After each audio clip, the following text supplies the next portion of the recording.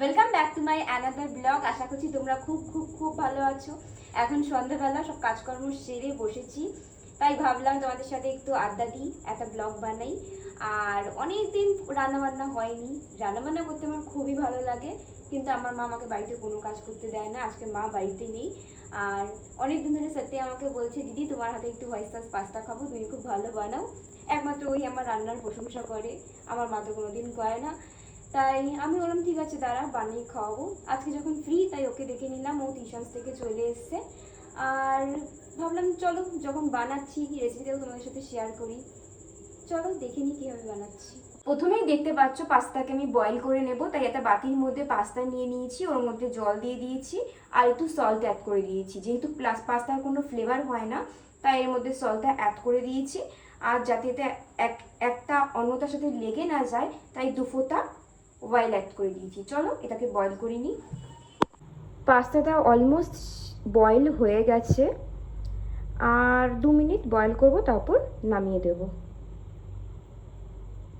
পাস্তাটা আমি নামিয়ে নিয়েছি এবং একটা ফ্রাইং প্যান বসিয়ে নিয়েছি। এবার এর মধ্যে একটু বাটার দিয়ে দেব। বাটারটা মেল্ট হবে, গ্যাসের আঁচটা মিডিয়াম ফ্লেমে রাখবো। এর মধ্যে একটু রসুন কুচি দিয়ে দেব। যতক্ষণ এটা ব্রাউন কালার হবে ততক্ষণ একটু ওয়েট করব। এবার এর মধ্যে একে একে ক্যাপসিকাম আর পেঁয়াজ কুচি দিয়ে দেব।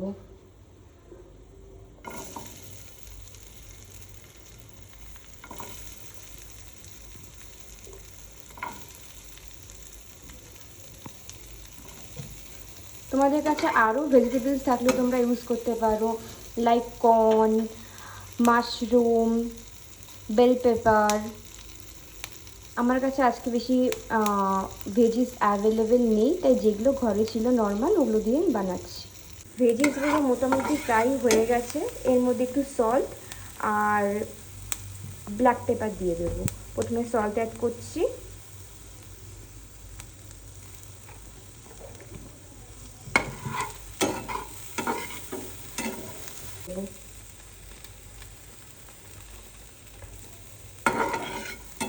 দিয়ে এটাকে নাড়িয়ে নেব। এটা মোটামুটি রেডি হয়ে গেছে। এবার ভেজিসগুলোকে তুলে আমি সাইড করে আলাদা করে রেখে দেবো। এবার হোয়াইট সসটা তৈরি করে নেব। সো ভেজিসগুলোকে নামিয়ে নিয়েছি। এবার বেশি করে আমি ওই সেম প্যানটার মধ্যেই বাটার দিয়ে দেবো।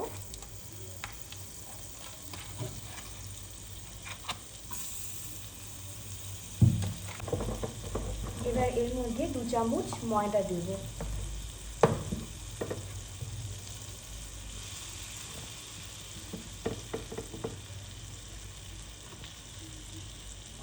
ব্রাউন করে হাই ফ্লেমে আমি করে নেব। সসটা তৈরি করব। যেহেতু এটা হালকা ব্রাউন হয়ে গেছে, এবার এর মধ্যে আমি মিল্ক অ্যাড করব। এবার অল্প অল্প করে মিল্ক দিয়ে এটা মিক্সড করে নেব।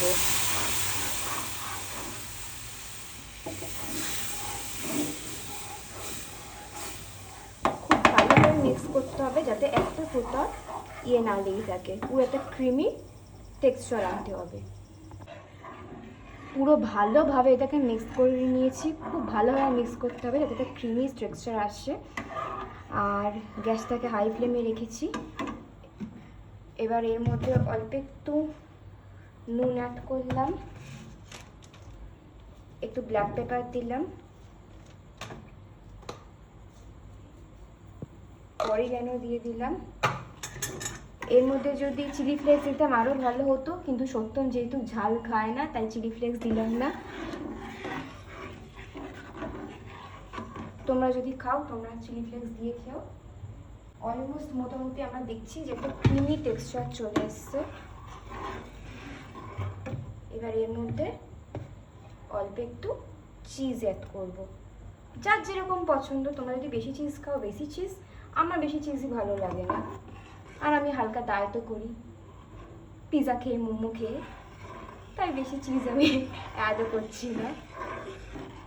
এবার এটাকে খুব ভালো করে নাড়িয়ে নেব। আর যেই সবজিগুলো আমরা আগে থেকে বয়েল করে রেখেছিলাম ওগুলোকে ওপর দিয়ে অল্প অল্প করে দিয়ে দেব। ব্যাস অলমোস্ট রেডি আমাদের হোয়াইট সস পাস্তা। এবার এর মধ্যে পাস্তা অ্যাড করবো, অ্যাড করে 2 মিনিট ফুটিয়ে নেব।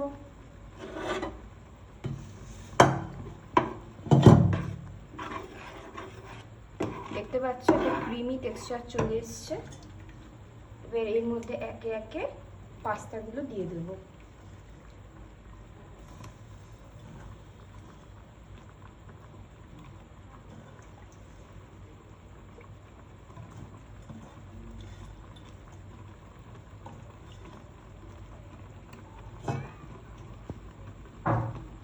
ব্যাস, এবার এটাকে 2 মিনিট ফুটিয়ে নেব, দেন আমাদের পাস্তা রেডি। চলো আমরা চলে এসেছি, সত্যম বসে গেছে ওর ডিনার নিয়ে, এবারও খাবে, খেয়ে অনেস্ট রিভিউ দে। আমার ভয়ে ভালো বলার কোনো দরকার নেই, যদি খারাপ হয় তুই খারাপ বলবি, তো যেরকম মনে হচ্ছে সেরকম অনেস্ট ফিডব্যাক। একদম টেস্টি হয়েছে, এর মধ্যে একটু আরও বেজিস হলে ভালো হতো, কিন্তু একদম টেস্টি হয়েছে, আর চিজি হয়েছে, একদম ভালো হয়েছে। যাক, সত্যি সত্যি ভালো হয়েছে তো? হ্যাঁ, তীখা। আর একটু ভালো হলে ভালো হতো, যেহেতু আমি নতুন রান্না করছি, হয়তো ভালোভাবে বানাতে পারিনি। তোমরা অনেকেই জানো কীভাবে রান্না করতে হয় না হয়, তোমরা আমাকে বলো, যদি কোনো টিপস তোমরা দিতে চাও সেটাও আমাকে কমেন্ট সেকশানে বলতে পারো। চলো, আমাদের ডিনার কমপ্লিট। আজকের এই ভিডিওটাকে আমি এখানেই এন্ড করছি। আমি খাচ্ছি সেটার আর ভিডিও নিলাম না, কারণ খুব বেশি লং হয়ে যাবে। তোমার যদি ভালো লাগে আমার ভিডিওটা, একটা লাইক, শেয়ার অ্যান্ড সাবস্ক্রাইব করে দিও। Thank you for watching.